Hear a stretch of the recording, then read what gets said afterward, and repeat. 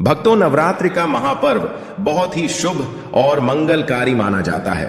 नवरात्रि के पूरे 9 दिन गंगा जल की हर एक बूंद की तरह पवित्र माने जाते हैं। यह शुभ समय भक्तों के जीवन में खुशियों की सौगात लेकर आता है। भक्तों, आपको बता दें, 2024 में इस साल मां दुर्गा पालकी पर सवार होकर आएंगी। पालकी की सवारी को शुभ माना गया है।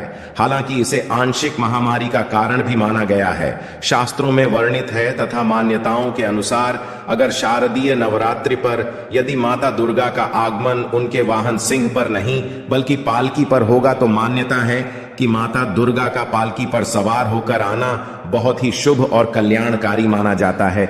जीवन सुखमय हो जाता है। भक्ति का भरपूर लाभ भक्त जनों को मिलता है।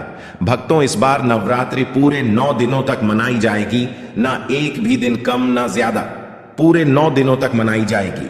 मां शेरावाली की विशेष रूप से पूजा आराधना की जाएगी। शारदीय नवरात्रि का महापर्व इस बार 2024 में 3 अक्टूबर 2024 गुरुवार से शुरू होकर नवरात्रि का समापन 11 अक्टूबर 2024 बुधवार को नवमी पर होगा।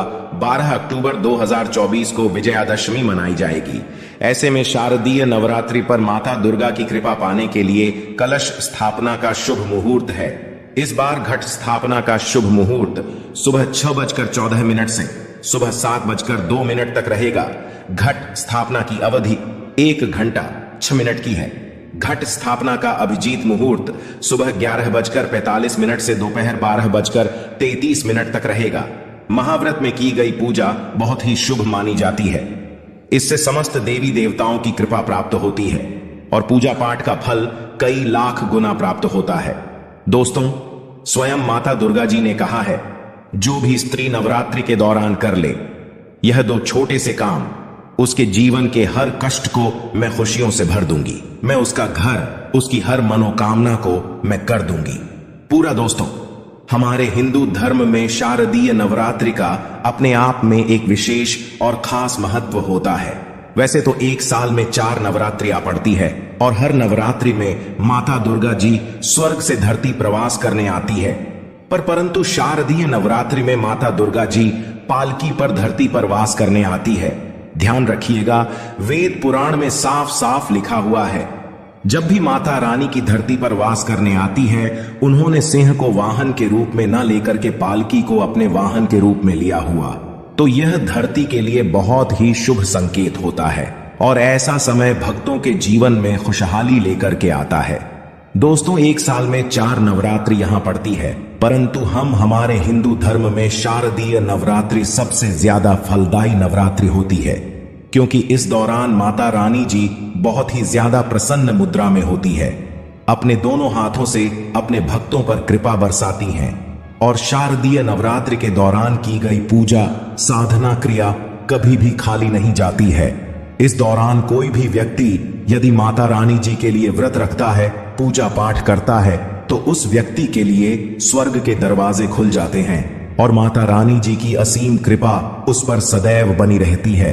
दोस्तों, शास्त्रों में वर्णित है कि शारदीय नवरात्रि के दौरान यदि कोई भी इंसान माता रानी जी की विधि विधान से पूजा पाठ कर लेता है, तो उस व्यक्ति के जीवन का हर कष्ट, संकट, विघ्न, बाधा जड़ से नष्ट हो जाता है और माता रानी जी के आशीर्वाद से उस व्यक्ति के जीवन में उसको धन, सुख, वैभव, ऐश्वर्य की प्राप्ति होती है। दोस्तों, हम शास्त्रों में, हमारे वेद पुराणों में माताओं के लिए, बहनों के लिए शारदीय नवरात्रि के दौरान कुछ ऐसे उपायों के बारे में बताया गया है जो यदि माताएं बहनें शारदीय नवरात्रि के दौरान सही मुहूर्त पर विधि विधान से कर ले, जिसके बारे में आज के इस वीडियो में हम आपको बताने जा रहे हैं, तो ऐसी महिलाओं को, ऐसी कन्याओं को शीघ्र ही माता रानी जी का वरदान और वह आशीर्वाद मिल जाता है, जिसके पश्चात उनके जीवन के हर प्रकार की परेशानी खत्म हो जाती है और माता रानी जी के आशीर्वाद से उनके जीवन में अपार खुशियां ही खुशियां आती हैं। देखिए भक्तों, वेद पुराण में तो साफ साफ यहां तक लिखा हुआ है कि यदि किसी भी नवरात्र के दौरान माताएं बहनें माता रानी जी को सच्चे दिल से पुकारती हैं, तो माता रानी जी उनके घर पर वास करने अवश्य जाती है। उनकी केवल एक पुकार पर ही उनके जीवन के हर कष्ट को जड़ से नष्ट कर देती है।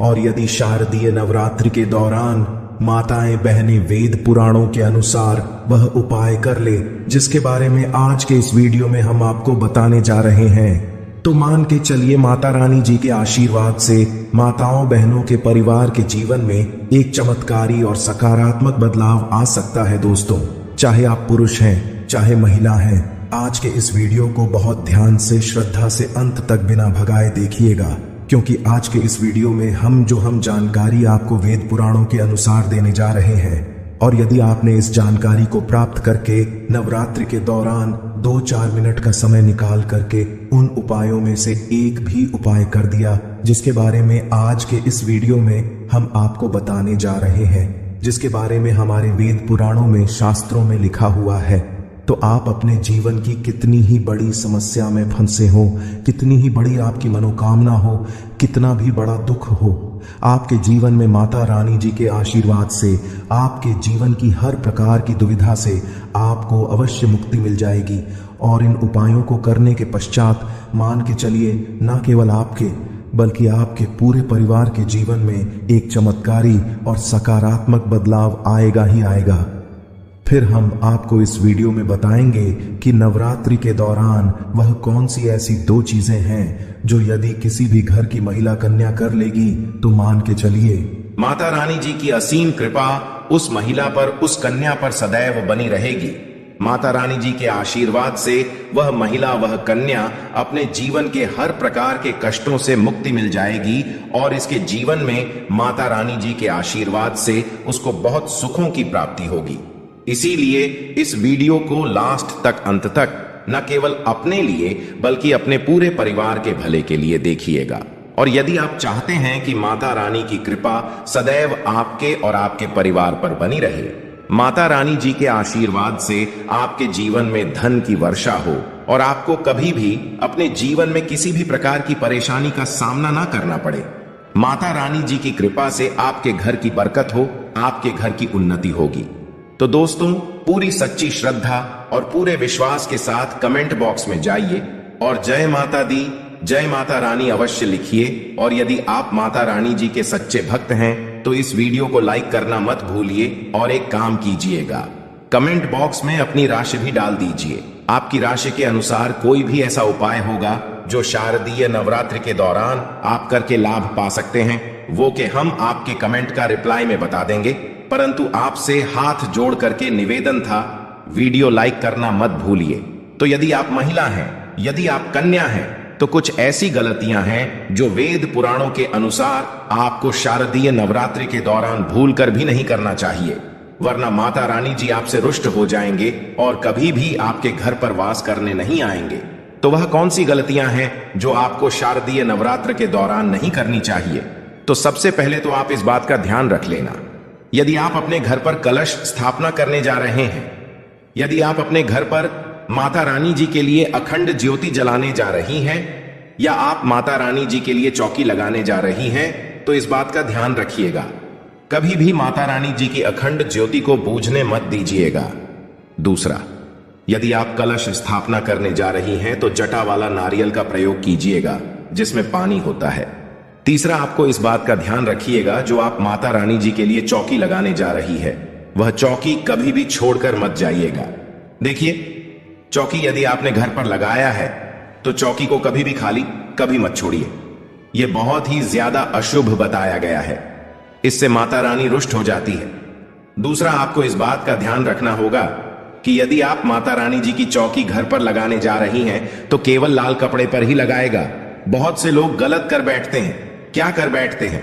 वह माता रानी जी की चौकी लगाते हैं, पूजा पाठ करते हैं, परंतु चौकी पर पेपर लगा देते हैं, पेपर रख करके माता रानी जी के लिए चौकी लगा देते हैं। यह हमारे वेद पुराणों में बहुत ही अशुभ बताया गया है। यदि आप भी पेपर रख करके माता रानी जी के लिए चौकी लगा रहे हैं तो इससे माता रानी आपसे रुष्ट हो सकती और कभी भी आपके घर पर वह वास करने नहीं आएंगे।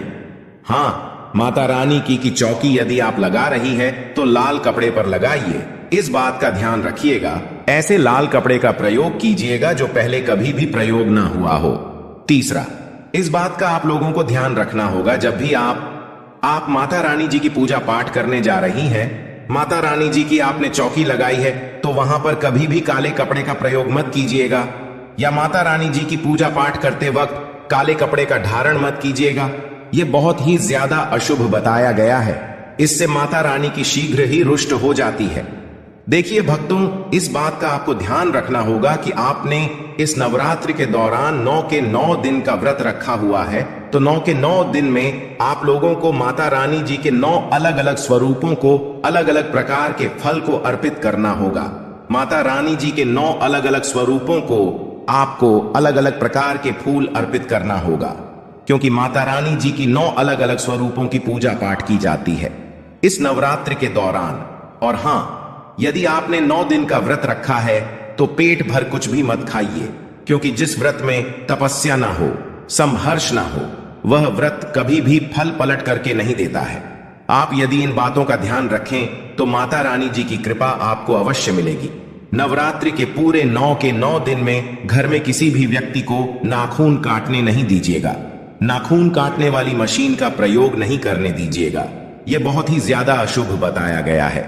इसी प्रकार से भक्तों, आप लोगों को इस बात का ध्यान रखना होगा कि माता रानी जी की पूजा में किसी भी तरीके के चमड़े की चीज का प्रयोग मत कीजिएगा।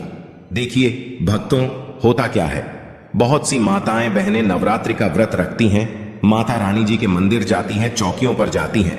तो आप लोग इस बात का ध्यान रखिएगा, कृपया करके आप लोग कभी भी माता रानी जी के पंडाल पर जा रही हैं तो आप किसी भी चमड़े वाली चीज का प्रयोग मत कीजिएगा। जैसे बटुआ हो गया, बेल्ट हो गए, चप्पल हो गई, चमड़े वाली चीजों से आप लोगों को दूर रहना होगा। इस बात का आप लोगों को विशेष करके ध्यान रखना होगा।